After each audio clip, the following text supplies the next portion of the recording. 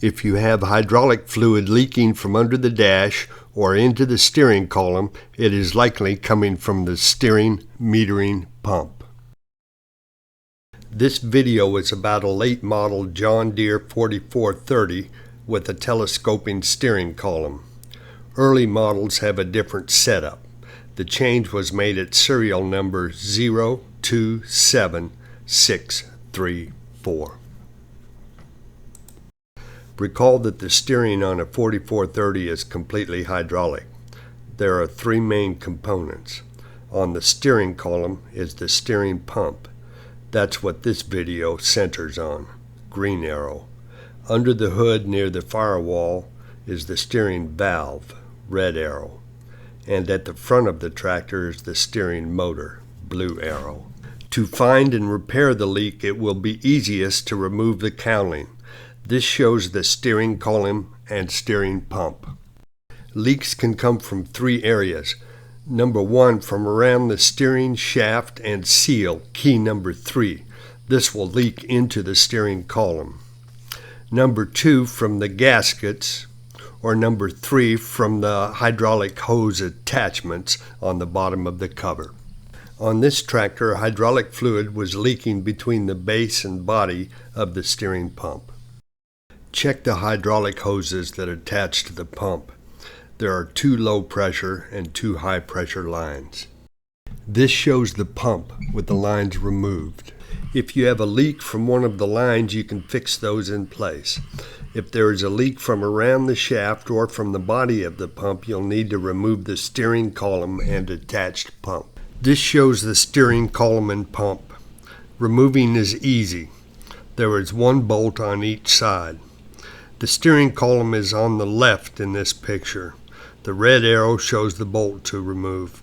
Unbolting the odometer cable hold down makes access easier. This shows the steering column out of the tractor. It will be easiest to unbolt the pump if this bracket, held on by 2 bolts, is removed. The pump is held to the column with 4 bolts. Remove these, but leave the other 2 bolts in the pump for now. The shaft can now simply be pulled out of the pump. You will find a washer holding down the shaft seal. If the leak is coming around the shaft, it is important to check the end of the shaft. There can be rust and pitting causing the leak. Have a machine shop repair the shaft or replace it. This shaft has some scoring, but overall is in good condition and should not leak. If you are only replacing the seal, you can put things back together. To replace the gaskets, make sure everything is clean as you disassemble the pump. Keep track of the orientation of each part. It can be helpful to mark parts with a felt pen. Now you can remove the remaining 2 bolts. You'll notice there is a spring separating the base and body. As you take the pump apart, the moving parts are in the body. Note the orientation so you can reinstall them properly. The gears have a mark showing the top surface, as does the body. You will need to remove the old gaskets. A plastic scraper and gasket removal fluid work fine. Be careful not to mark the surface. You should examine the check valve.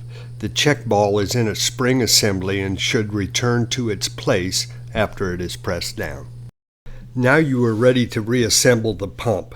Put the cover between 2 blocks so the hydraulic fittings clear the bench. Put the 4 corner bolts in place. In this picture, 2 13/32" drill bits are used in the center holes. The bolts and drills are pre-placed to help install the gaskets. The gaskets or shims come in packages of 2 and are John Deere part number 55243. The shims are made of thin mylar and must be handled carefully.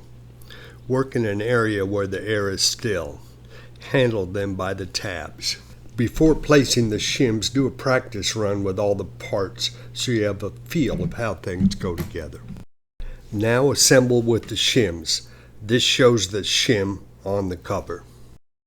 Next, put on the body, gasket, gears, and spring. Now the base can be installed. Put nuts on the 4 corner bolts, alternately tightening them until snug, compressing the spring. You can torque the bottom 2 bolts that remain in place to 35 foot-pounds. Remove the top 2 bolts. Now you can install the steering shaft, seal, and washer.